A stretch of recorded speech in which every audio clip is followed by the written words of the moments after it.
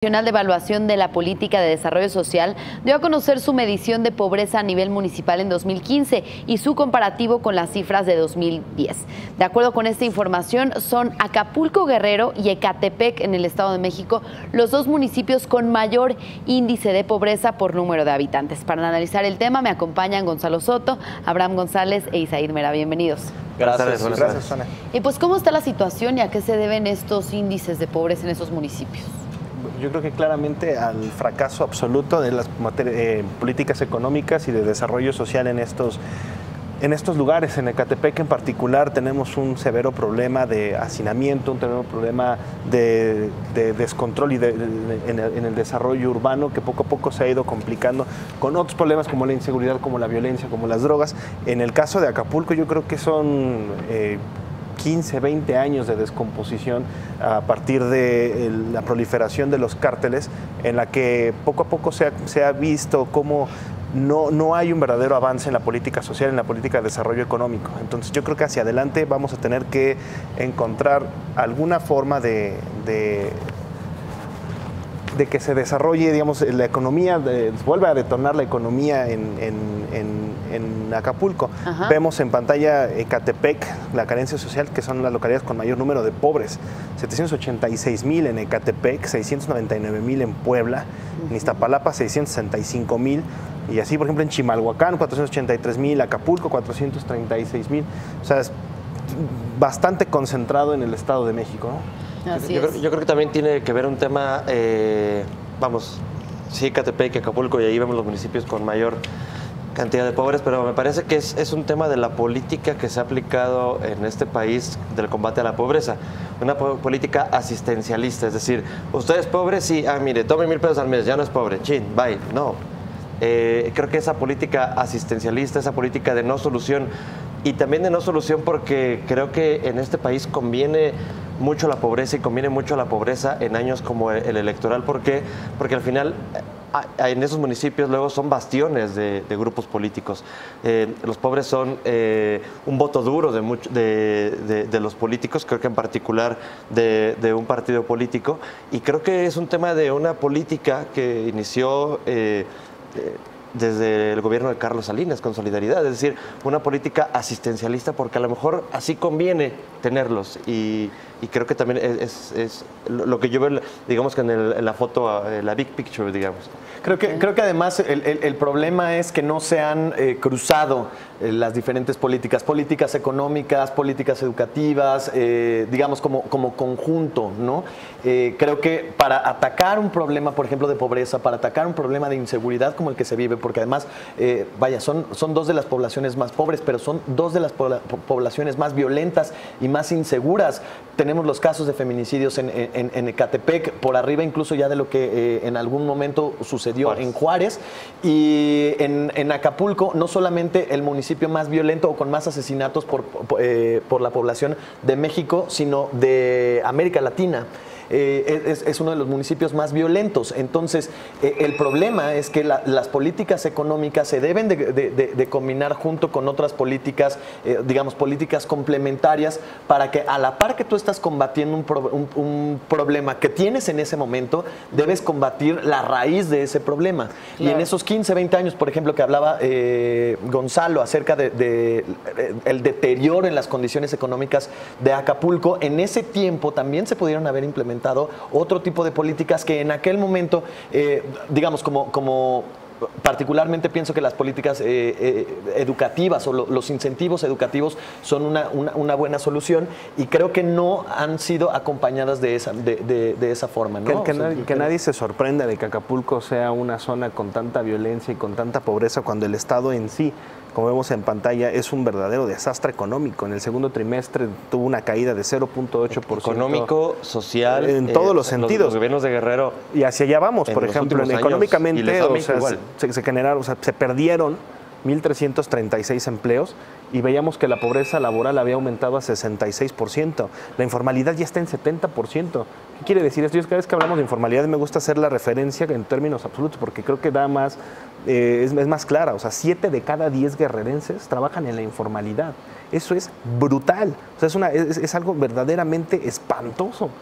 O sea, porque aparte no es nada más que no tienen seguridad social, no forman parte de una red mínima de asistencia económica, de salud, educativa, pensión, qué sé yo, tampoco pagan impuestos, entonces tienen menos servicios. Yo quizá aquí nada más diferiría de lo que decía Said, que a alguien le conviene. Yo creo que allá a nadie le conviene, o sea, porque incluso... Yo no estoy tan seguro que no siga conveniendo tener pobres en el país, porque es que si no, uno no entiende cómo es que siguen aumentando los índices. Es que no entiendo cómo es que no se ataca el problema. Estoy de acuerdo, pero a ver, y trato de verlo, o sea, como tú lo estás tratando de hacer, que es desde un punto de vista político. Entre más pobreza haya, más, digamos, clientes electorales tendremos. Exactamente. Pero al final del día también ya poco a poco vemos que las zonas que están más deprimidas económicamente, pues también es donde la oposición puede tener una buena herramienta de decir, ¿sabes qué? Tu política ha fracasado de tal forma que 7 de cada 10 son informales. De oposición. A ver, en el caso de Acapulco y Ecatepec, creo que incluso son municipios que han tenido una alternancia. Principalmente del PRI y el PRD, vamos a pensar, el partido del gobierno y en teoría, o lo que algún día fue la oposición de izquierda, y claramente han fracasado ambos. Ecatepec cada vez se va haciendo un municipio más triste en cuanto a pobreza, en cuanto a violencia, Acapulco igual. Vamos, no creo que sea un tema de que un partido político ha fallado, es un tema de que los políticos, los gobernantes han fallado en estos municipios, ¿no? Estábamos viendo, por ejemplo, algo muy importante, pues es el tema de la pobreza laboral, ¿no? Ayer, ¿te acuerdas que platicábamos acerca del caso de Tabasco, Campeche y de Veracruz, que apostaron todo al sector petrolero y ahora que no tienen esa riqueza petrolera que antes tenían, bueno, pues ha aumentado. Estábamos hablando de una pobreza laboral del 50%. En estos estados, digo, aquí en el Estado de México estamos hablando de 37, 38, pero en Guerrero, que fue la lámina pasada, 66%. Definitivamente. Y de hecho, por ejemplo, aquí en el Estado de México, como estado, en pobreza laboral está en el semáforo, estaba en verde. Pero bueno, aquí vemos un claro rojo, pues, en el semáforo Y es más preocupante porque por lo menos en el caso de los estados del Golfo te lo puedes explicar de una manera, entre comillas, económica, más sencilla. Pues, exactamente. Claro. Se cayó el petróleo, se cayó la producción, la petrolera se fueron los empleos y por lo tanto la población comenzó a sufrir, los estados del Golfo empezaron a sufrir. En el caso del Estado de México, ¿a qué se lo atribuimos? O sea, el Estado de México debería ser una auténtica potencia económica y social en el país. O sea, está junto a la capital, tiene una gran fuente debería tener una gran fuente industria, de empleos. O sea, tuvo un boom de la industria en los 70s, 80s. Por supuesto. Y aquí, y en el caso de Guerrero, si bien la costa es maravillosa, hacia adentro no hay nada. O sea, no hay un solo indicio de desarrollo social. No desarrollo, ahí también yo difiero contigo en decir no hay nada. Evidentemente Guerrero es un productor agropecuario pues importante. Pero ¿comparado con quién? Y es que aparte Guerrero forma parte de estos dos Méxicos, es decir, el México de la ciudad para arriba, que es la que genera empleos, la industria en desarrollo, y Guerrero, que es ese sur pues que se ha quedado ahí, que las actividades primarias, que se ha quedado muy rezagado, este tema de las zonas económicas especiales, que yo la verdad es que estamos a un año de que se acabe este gobierno y yo no veo que ese gran proyecto que pintaba en un principio vaya siquiera a empezar. Exactamente, en 2 suspiros entonces nos vamos a tener una nueva administración y quién sabe, incluso si es del mismo partido el próximo presidente del país, quién sabe si tenga la voluntad de destinarle los mismos recursos y los mismos beneficios a las zonas económicas especiales cuando tenemos cero garantía de que haya un beneficio económico factible en los próximos años. Y Said, tú acabas de estar en China hace pocos meses, donde hay zonas económicas especiales que realmente triunfaron y realmente si uno compara las condiciones entonces y los beneficios hay ciudades que diría Jonathan, tuve la oportunidad hace unos meses de estar ahí. En 30 años pasó de ser un pueblo pobre, la ciudad de Shenzhen, a una ciudad brutalmente tecnológica. Pero ahorita que decías gobiernos, ¿y qué ha sido de los gobiernos de Guerrero y del Estado de México en los últimos 30 años? ¿Qué ha sido? ¿Qué ha pasado en esos estados? Y eso es a lo que voy. A ver, en Guerrero sí hubo una transición, sí ha habido ciertas transiciones. En el Estado de México ha sido monocromático a lo largo de la historia. Lo más cercano que tuvimos a una alternancia fue este verano y aún así no se pudo.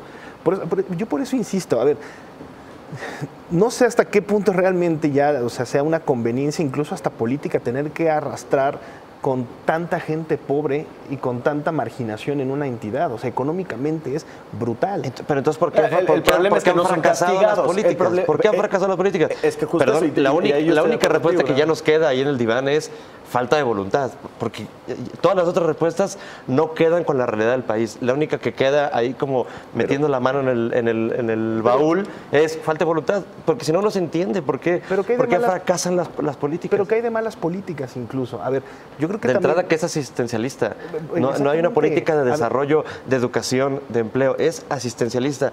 ¿Van ustedes pobres? Sí. Ok. Le doy una despensa, le doy dinero, tome su pero pago no le mensual, enseñan ya a no va a ser trabajar, pobre. no los Si tiene educan. 13, en algún momento, sobre todo en los gobiernos del PAN, la gente incluso que tenía más hijos para que le dieran más apoyo. Sí. Vamos, Pero a ver, pero es que... Pero a ver, no hace falta demasiada frente para darse cuenta que la solución no es dar un pago mensual. Estoy de acuerdo, pero a ver, ir y darle dinero o dar ciertos subsidios y asistencias a la gente más marginada en el país no necesariamente es una política económica, es una medida precisamente de desarrollo económico, es una medida para evitar o para tener una hay muchos que hoy le red. llamarían populismo. Yo lo sé, a ver, y si vamos en eso, entonces el primer gran populista de este país es Salinas con Solidaridad. Desde ahí viene, claro, desde ahí viene. Y sería bueno ver las cifras de pobreza. Desde 1988 actualmente ha fracasado el combate a la pobreza. Ahora, definitivamente creo que también el sector agrícola en Guerrero completo, digo, estábamos hablando del caso concreto de Acapulco, pero el caso agrícola ha sido una gran falla. En la revista también está lo que dice Carstens acerca de la infraestructura que hay. ¿Qué revista? En la revista Bloomberg Business Week de esta semana. Pero bueno, ahí está, lo refleja Carstens esta semana. Digo, en el texto, perdón, porque lo que él dice, ¿qué es lo que hace falta en el país para controlar los precios agropecuarios? Cada mes ha dicho el Banco de México, bueno, ahora fue el tomate, ahora fue el aguacate, ahora fue el limón. Productos que se producen en Guerrero y que tienen variaciones enormes en el precio. ¿Por qué? Por falta de infraestructura. Creo que ese ha sido un gran fracaso en las políticas económicas de Guerrero. Es que nadie ha atendido al campo. Ahora, políticas económicas de Guerrero, sí, también son esas políticas y el apoyo al campo también deberían ser federales, pero vaya, Guerrero también debería estar, los gobiernos locales también tienen responsabilidad. Es un círculo vicioso, ¿no? Lo que vemos, o sea, si hubiera educación habría mayor preparación, se generarían más empleos, no habría tanta inseguridad, esto no afectaría al turismo, que ha sido uno de los principales detonadores de la economía en el caso de Acapulco. Y en el caso de Guerrero, donde también hay que decirlo, el magisterio ha controlado y de alguna manera también ha impedido que la educación sea la salida para mucha gente en Guerrero. Y pero en el Estado de México no, la política. Pero en el Estado de México no. En el Estado de México no hay un sector del magisterio que tenga controlada la educación y que impida las reformas como en el Estado de México no. Y en el Estado de México también ha fracasado. En ese rubro, digamos que el Estado de México sí es de los estados, entre comillas, más sanos, ¿no? Que no tiene esa presión por ese lado. Está cooptado, forma parte de la estructura tan fuerte del prismo en la entidad. Pero yo sí quiero insistir en una parte, o sea, ¿quién me puede nombrar 3 políticas económicas netamente o de desarrollo económico que hayan sido efectivas en Guerrero y en el Estado de México? O sea, ¿cuál es la apuesta en los últimos 15 años, 15 o 20 años? En Acapulco el turismo, pues el Acapulco las políticas, la violencia y las malas políticas de seguridad y de desarrollo económico han ahuyentado a todos ellos. Entonces, ¿qué te queda?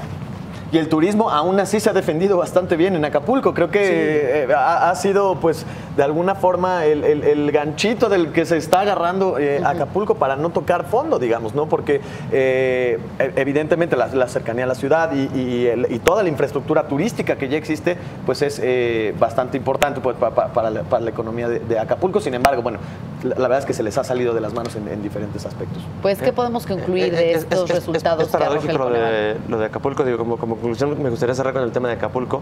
Es paradójico que sea un destino que cada temporada vacacional presenta ocupación hotelera arriba del 90%, que tiene todo, a través del turismo tendría todo para el desarrollo de la sociedad de Acapulco, y por el contrario, la realidad es que Acapulco se divide en dos partes: la zona de la costera, la zona de Diamante, la zona turística y todo lo demás que no se ve o que los turistas no ven, y que es un Acapulco en el abandono por presidentes municipales, por gobiernos estatales, que han dejado que el narcotráfico, la violencia se arraiga ahí. Es decir, ya no es que pasen por Acapulco, está arraigada ahí grupos del crimen organizado. Me parece que es quizá una fotografía del país de hoy.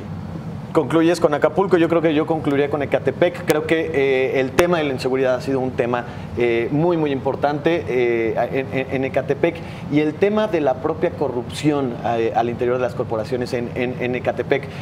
También la policía de Ecatepec está catalogada como alguna de las más corruptas del país, y también, de hecho, creo que está en un ranking latinoamericano sobre policías corruptas por región.